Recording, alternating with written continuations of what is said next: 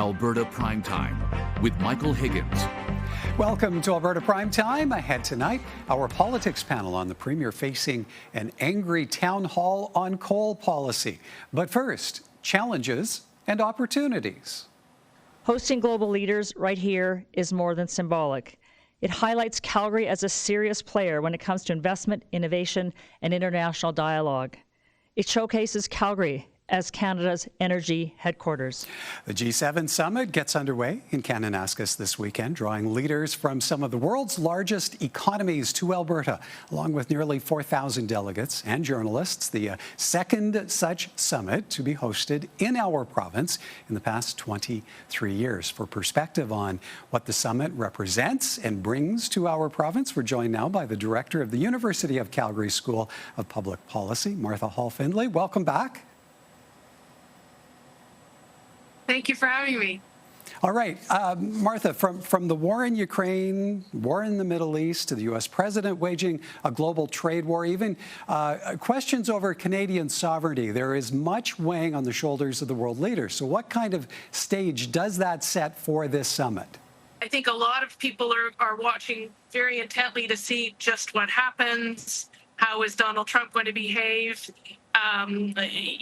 What are some of the discussions? I mean, you have planned discussions, but then you never know, especially in these volatile times, where some of the discussions will go. I think what's really interesting about a G7 right now, and for Canada to be hosting, is there is no other opportunity like the G7 meetings to have really important straight talk among senior politicians from key countries around the world. I had the very good fortune of having a conversation with former Prime Minister Jean Chrétien about the importance of the G7, and he said unequivocally it's the ability of key people to sit around a table and not rely on speeches written by bureaucrats, big meetings. He said the ability to have look you in the eye, straight conversations is irreplaceable, and it's such an important time for Canada to be here and to be hosting. So it'll be very interesting, but it's an excellent opportunity. And so where does that leave Canada as host and expectations for how we fit as a nation into the bigger picture? Well, of course, there's always the scenery, which you can smile at, but the finance ministers were here and they're all taking selfies with the mountains in the background. So in some ways it's lovely because it showcases just what a great place we have here. But more importantly, we have in effect a new government with a new prime minister who is clearly well regarded around the world. So it does set a different stage for Canada's engagement here. It does give us the opportunity, especially in Calgary, to talk about the importance of global energy security.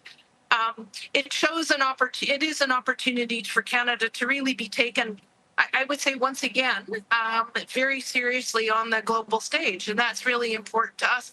It's particularly important to us as a relatively small but very open, very trade-dependent country. And for us that are being presented by Donald Trump to engage with other global leaders to reinforce the importance of an open trading world order. How different a summit of leaders do you expect this to be compared to the one hosted 23 years ago?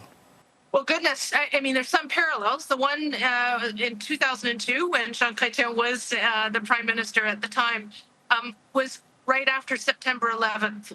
So there were an awful lot of people around the world very much on edge. There was global security.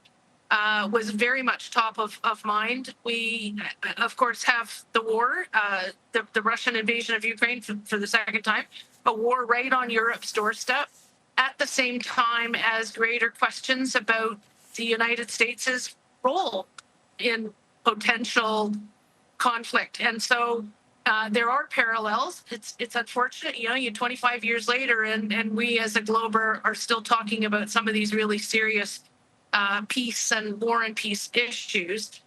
That will clearly be one of the aspects. The other thing that's of interest, I think, for the G7 is that the G7 itself as an organization came about largely, it came about in the 1970s, 50 years ago, largely because of the then world energy crisis. in the 1970s. And we clearly have some energy security issues facing the world right now, too. So there's some interesting connections, both just simply because it's the G7, but also to 25 years ago here in Kananaskis. You mentioned Donald Trump a moment ago. We expect that he is at the table. How awkward might conversations be between nations as a consequence?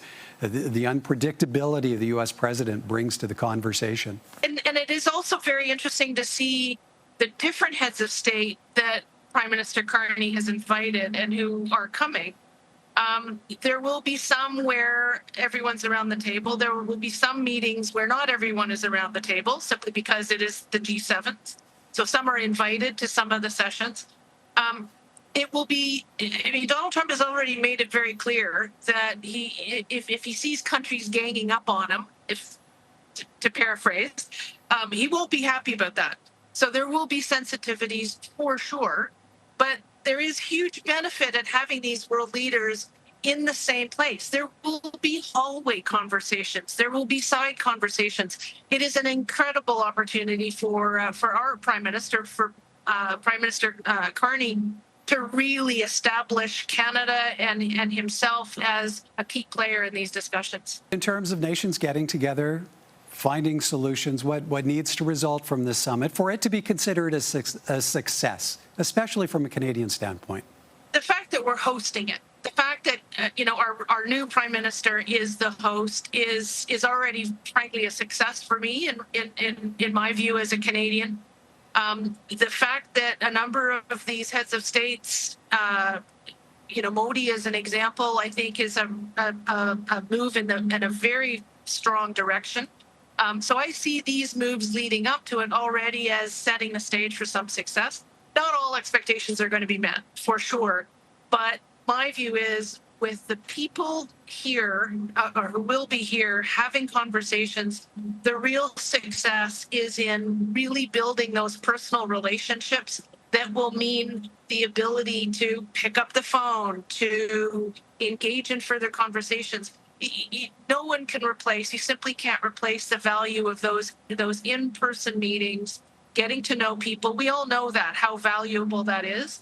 That in and of itself for our Prime Minister and for the others, frankly, especially those new to the G7, irreplaceable, frankly. And so at a time when geopolitics are interesting, to say the least, it is that much more valuable that these heads of state, these leaders, are able to develop those relationships for future reference, not just for these 2 days.